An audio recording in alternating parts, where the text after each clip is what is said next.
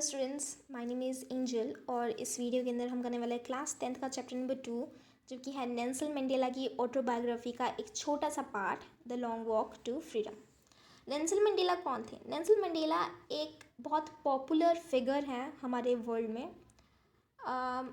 Specifically south Africa में। South Africa कहाँ है? साउथ अफ्रीका एक कंट्री है अफ्रीका कॉन्टिनेंट के अंदर। ओके, सो 1994 के करीब नेल्सन मंडेला ने और नेल्सन मंडेला के साथ काफ़ी ज़्यादा और फ्रीडम फाइटर्स ने ना साउथ अफ्रीका को आज़ादी दिलवाई थी। आज़ादी दिलाई in a sense democratic rule establish करा, एक डेमोक्रेटिक कॉन्स्टिट्यूशन बनाया और फिर नेल्सन मंडेला साउथ अफ्रीका के पहले ब्लैक प्रेसिडेंट बने। साउथ अफ्रीका के अंदर ना आज़ादी से पहले एक सिस्टम था जिसको कहते हैं अपार्थेड। अपार्थेड सिस्टम क्या होता है?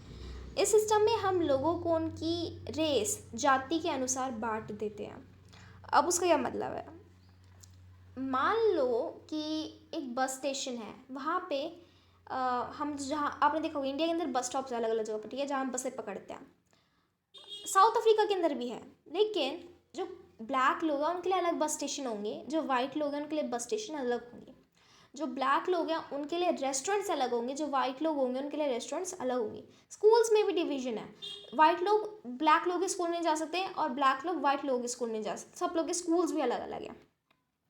नेल्सन मंडेला ने इस चीज़ को, इस अपार्थेड सिस्टम को साउथ अफ्रीका के अंदर ख़त्म करा था।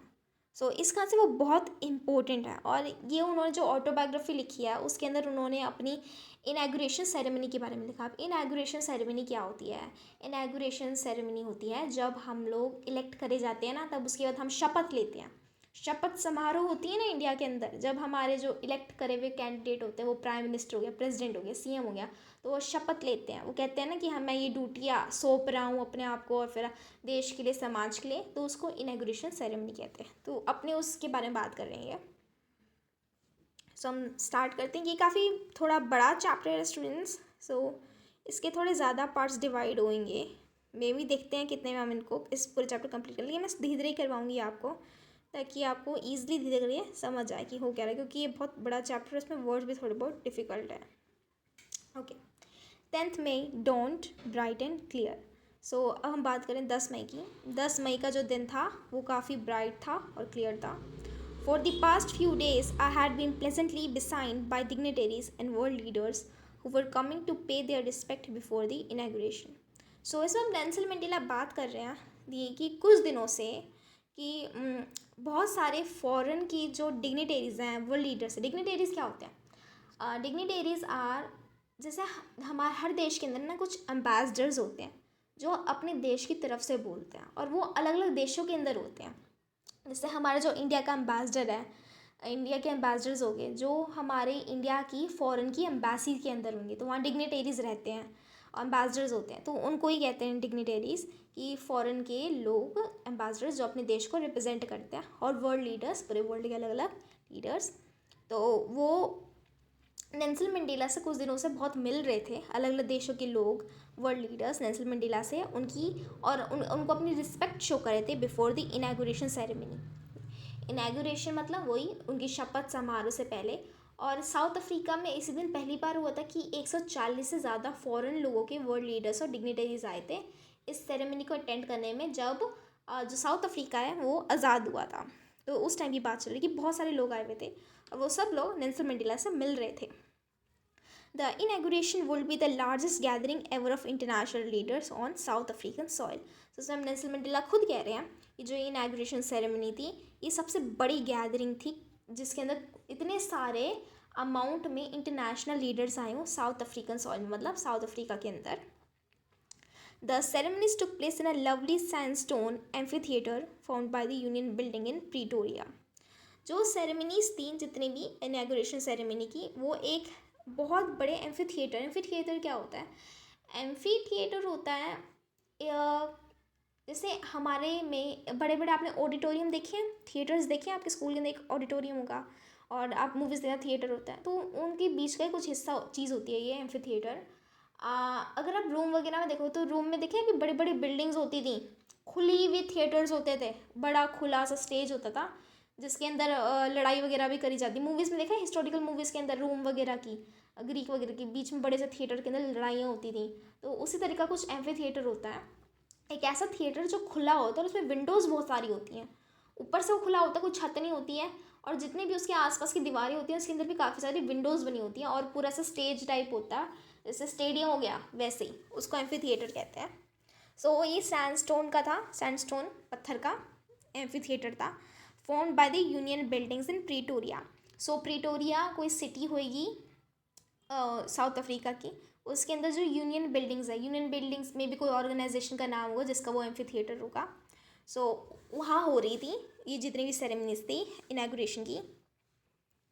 For decades this had been the seat of white supremacy.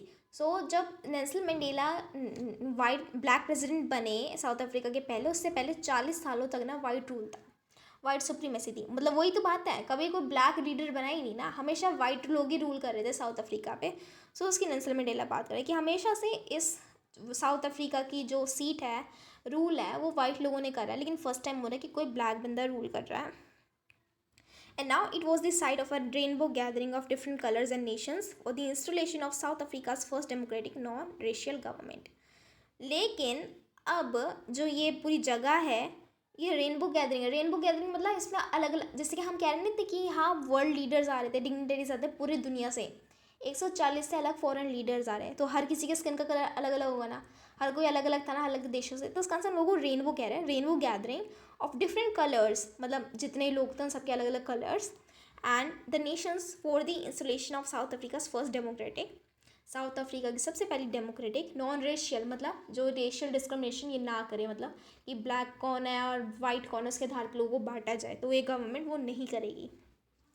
On that lovely day I was accompanied by my daughter Zenani. So उस दिन, उस ऑटम डे पे, ऑटम क्या होता है, पतझड़ का दिन, I was accompanied by my daughter जिनानी।